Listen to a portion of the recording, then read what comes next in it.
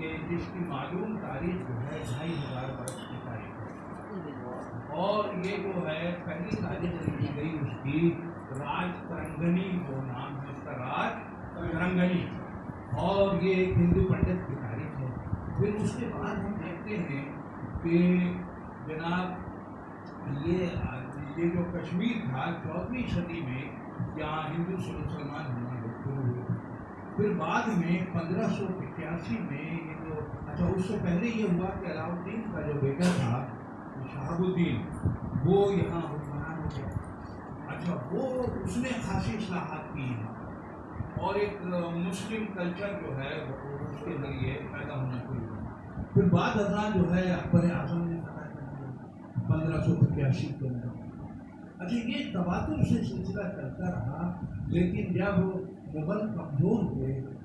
اب یہ یہاں تک آتے آتے یہ 1753 آ گیا، یہ سمجھ لیجیے اورنگزیب اور یہ سب گئے، فیروز بادشاہ تبدیل ہو رہا تھا اور سازشیں ہو رہی تھی، اور ادھر 1799 کا وہ پیریڈ ہے کہ جس کے اندر ٹیپو سلطان گیا، اور ادھر جو ہے یہ جو آپ کا رنجیت سنگھ تھا وہ حکمران ہو رہا ہے، یہ وہ پیریڈ تھا۔ تو اب معاملہ یہاں یہ ہے کہ جو 75 لاکھ نانک شاہی میں جو فروغ کیا برٹش گورنمنٹ آف انڈیا نے اس کو، تو وہاں سے ایک نئے ایک طرح کا زمانہ شروع ہو گیا، یعنی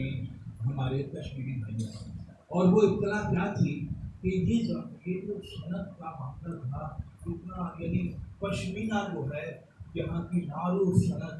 اور اس کے اندر یہ سمجھ لیجیے کہ پورے یہ ایکسپورٹر تھا اس کا، یعنی اگر ہم یہ کہیں وہ شالوں کا، اور اس میں اتنی سی شال اور پھیلا دو تو اتنی بڑی، اور درد جائشی کے مضبوط تھی۔ تو یہ والی جو کیفیت تھی، انہوں نے آتے یہ 4 جو تھے وہ سکھ تھے، گلاب سنگھ کے بعد جو تھا رنویر سنگھ اس کا بیٹا، اور اس کا بیٹا جو تھا پرتاپ سنگھ، اور آخری جو حکمران تھا ہری سنگھ تھا۔ ہوا کیا کہ یہ قضیہ اتنا نہ بڑھتا۔ ایک تو دودھ کا جلا بھی، چھاچ بھی دودھ کر مسلم کانفرنس بن گئی، اور یہ سارے معاملات ہو گئے۔ تو اب کیا ہوا کہ یہاں جو تھا ہندوستان کے خلاف، برٹش گورنمنٹ آف انڈیا کے خلاف وہ موومنٹ چلائی ان لوگوں نے، یہاں پر یہ آپ کا عسکر پور میں، گلگت میں، اور یہ آپ کا ادھر والا جو کشمیر تھا، ایسی موومنٹ چلی کہ جس کے بعد جواہر لال نہرو کو جانا پڑا۔ یعنی آپ اور میں نہیں گئے ہیں UNO، یہ جواہر لال نہرو گیا ہے، اور اس نے کہا کہ صاحب یہ اس وقت تک جو ہے امن و امان کرا دیجیے، بعد میں تو ہم راجیت کا معاملہ انہیں دے دیں گے۔ اب اور یہ جو منسوخ کی گئی ہیں 370 اور 35A جو ہے، یہ دراصل وہ جواہر لال نہرو کو ڈسون کیا انہوں نے، یعنی یہ تو ہمارا تو معاملہ اپنی جگہ ہے، لیکن یہ معاملہ ان کا وہاں ہے۔ اور پھر میں یہ بات اس لیے کہہ رہا ہوں آپ سے کہ 1886 کے اندر جو ہے کشمیر کا ترانہ لکھا گیا، جو میں ابھی آپ کو سناؤں گا، کشمیر کا ترانہ، اور وہ لکھا سید امجد علی اشہری اٹاوی نے لکھا۔ اور یہ سمجھ لیجیے کہ جو 86 کی بات جو ہم کر رہے ہیں، تو ادھر جو ہے جیمس فرگوسن جو ہے بمبئی کا گورنر جو ہے، وہ ہماری یہ جو مارکیٹ ہے صدر کی، اس کا 1884 میں افتتاح کرتا ہے،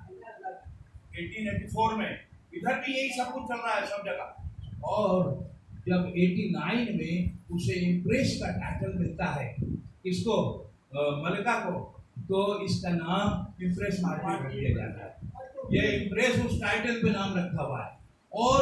یہ صرف مسلمان ادھر ہی پریشان نہیں ہو رہا ہے، یہ کشمیر میں بھی ہو رہا ہے۔ وہ جو اپنا پشمینہ تھا اس پر 26% ٹیکس کے بعد 52% ٹیکس کر دیا تھا۔ اب 52% ٹیکس کے ساتھ وہ صنعت کیسے باقی رہے گی؟